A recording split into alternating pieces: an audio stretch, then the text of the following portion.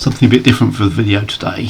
If you live in the UK, you've probably noticed over the last few months that petrol prices have been a bit all over the place, and retailers that used to be the cheapest in the area are no longer the case, and also the variation between different garages within areas is quite considerable and way more than it was.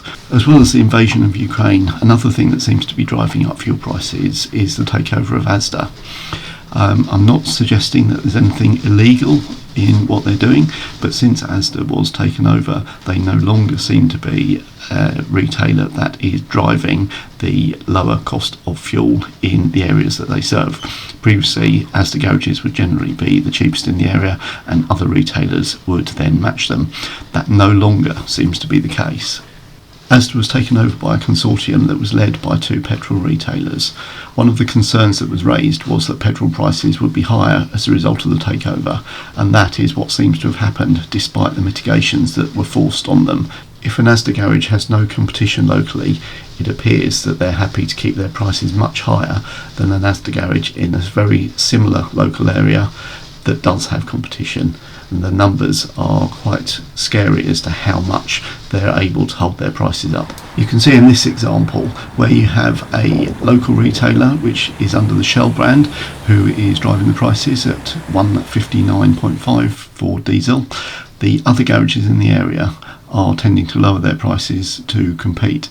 So Morrison's have dropped theirs to 162 and the Asda nearby has dropped to 165.7.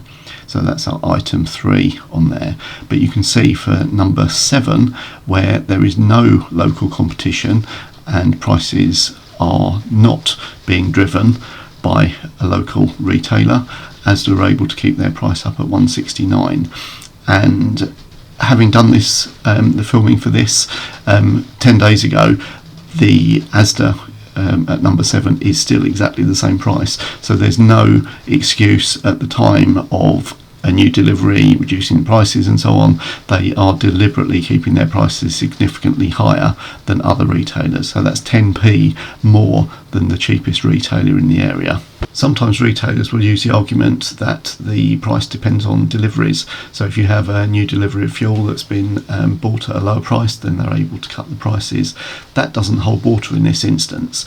The price at Asda, I've checked again today, which is 10 days after I looked at these, and it's exactly the same price for number 7 and is lower for number 3. So the prices just are not related to deliveries when you can have two stations within a very small area that are charging vastly different prices. It's clear from this research that some chains are making excessive profits from their fuel. If one garage can sell for a particular price, to have another one of the same chain nearby selling for 20p a litre more is just extortionate. The other thing that's clear from this information is that Asda is making a lot more on fuel than it was when it was owned by Walmart. The prices are clearly higher where they have no competition.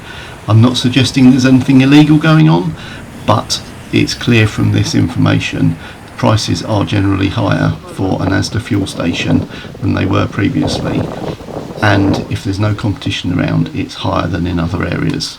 If you found the same thing happening in your area, leave details in the comments and it will give us an idea of how widespread this is across the UK.